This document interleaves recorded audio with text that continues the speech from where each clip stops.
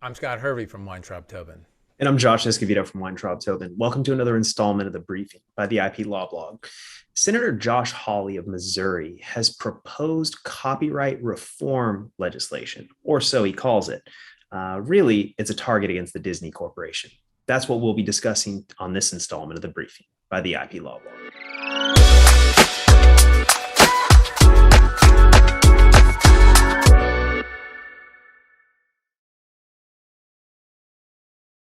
So, Josh, let's talk a little bit about this new bill that was proposed last week by Senator Hawley, and it's called the Copyright Clause Restoration Act.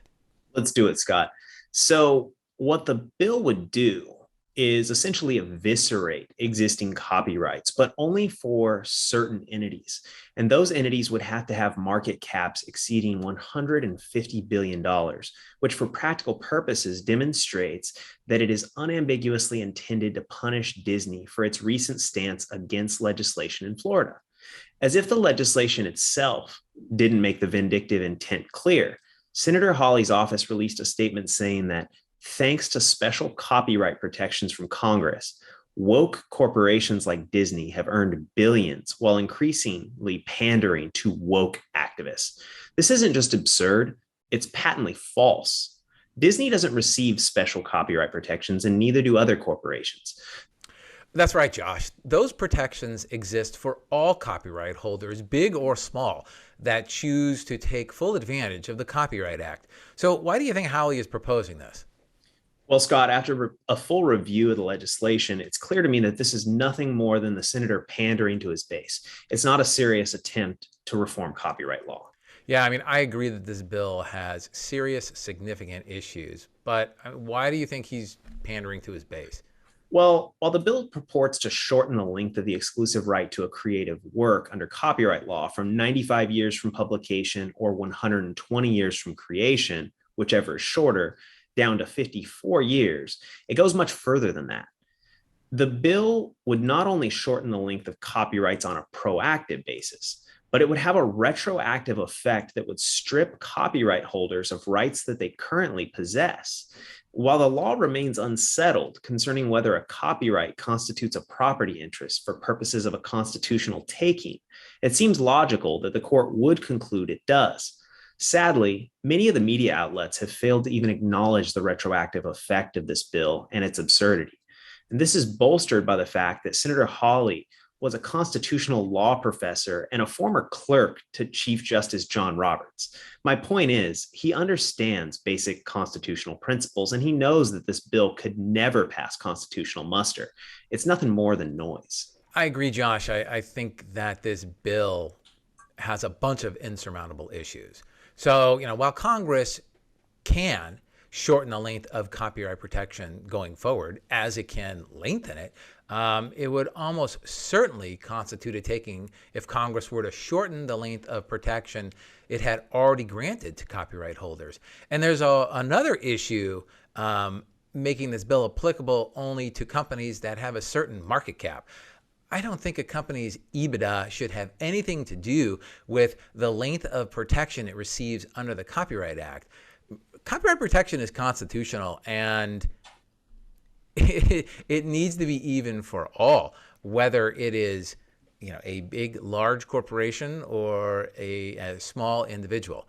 I agree. I think this bill, it seems to be more of a dog and pony show than legitimate copyright reform. I think that's an interesting issue that you raised, Scott. If you're going to treat corporations with a market cap over a certain number differently than other companies or individuals, it seems like it raises an equal protections issue under the law as well. And so here, we're not talking about protected classes. So it would be analyzed under the rational basis test, where the government would simply have to establish that it has a legitimate government purpose for passing this legislation. Yeah, I agree, Josh. I mean, really, I don't see any reason to treat big corporations that own and hold copyrights different from any other company or individual that owns and holds copyrights. Here's another thing to think about, too. And we're kind of moving off of the intellectual property, the pure legal aspect of intellectual property. But this does involve intellectual property, right? Rolling back the the length of grant to 54 years would have a humongous impact on Disney's IP portfolio. And it would throw probably a good number of Disney characters and movies into the public domain. This would have a huge impact. And also not only Disney, by the way, but a lot of other media companies. This could have a really huge issue, and this could have a really huge impact on those companies' stock price. And as you know, we know your 401k, my 401k, lots of regular everyday workers' 401ks probably have some degree of investment in big media companies. And I don't know, it just doesn't seem like right now, while the country is dealing with a potential recession and inflation, proposing a bill that would for sure have a huge detrimental impact on the market cap of a lot of public companies just doesn't seem to be the smartest thing to do right now. Probably not the smartest thing for someone who fancies himself a candidate for 2024 either, because I think he would have some upset members of his own party when their personal finances take a hit. Right.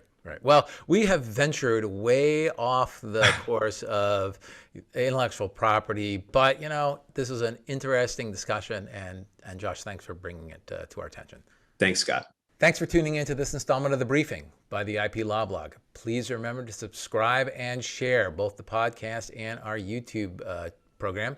And if you're interested in more content like this, well, feel free to visit our back episodes and visit us at theiplawblog.com.